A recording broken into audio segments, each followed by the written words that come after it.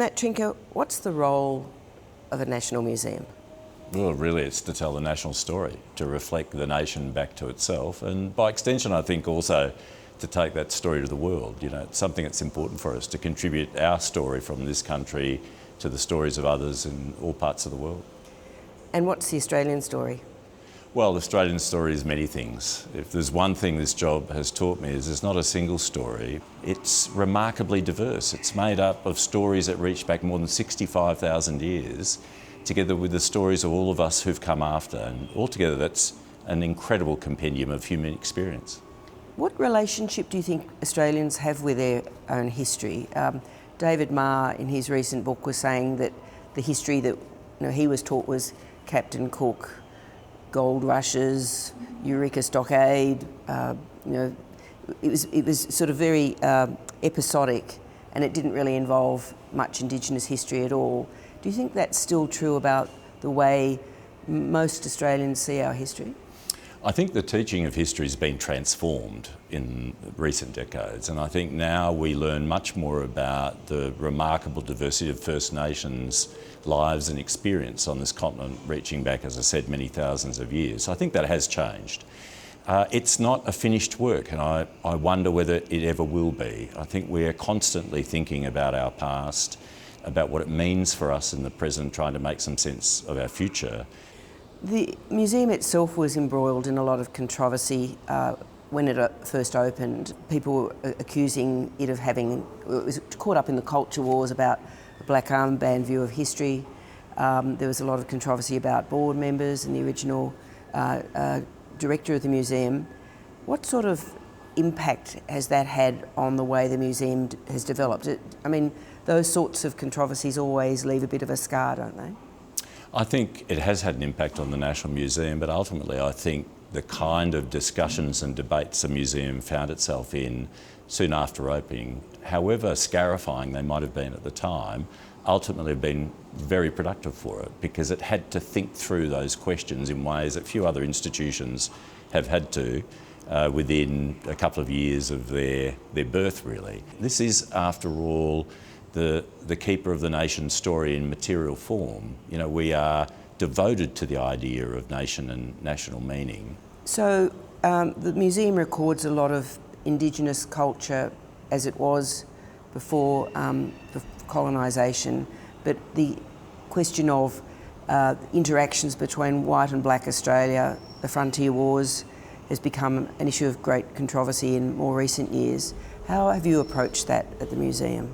Well, never to flinch from it, to always look directly at our past and to be honest about it. So in the major exhibitions, say, of the past 10 years, I can think in each case, when we look at encounters and the bringing back of those collections from the British Museum and other United Kingdom institutions in 2015, when I think of Endeavour Voyage that we did in the year of the Cook anniversary in 2020, I think in each of those exhibitions you saw us looking directly and honestly at the past and being prepared to speak about the conflict, the calamity that really befell great parts of the First Nations people of this continent.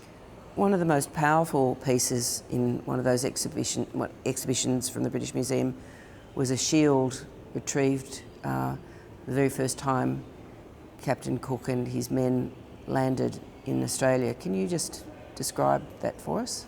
Well, the shield and the spears. So the shield, the story surrounding the shield still has some conjecture about it, but that it was taken by people aboard Cook's ship from the beach at Botany Bay alongside a whole series of spears. And while there's been discussion since that time about whether the shield did actually come originally from that area, certainly the spears that were retrieved by Cook on that fateful day on the shores of Botany Bay, what came to be called Botany Bay, have been at the very sort of epicentre of our history ever since. One of the great things about that work that we did with the La Perouse community and also with the museum at Cambridge University in 2015 to see those spears come here for the first time since they'd been collected by Cook, and then again in 2020 for the Endeavour Voyage exhibition is to now find, 5 years on, that the university has committed to the return permanently of those spears to the La Perouse community. Much of what you've been trying to develop here at the museum has obviously been affected by the funding constraints that have hit cultural institutions over the last decade. What has that blanket decision, how has that blanket decision affected what the museum's been able to do?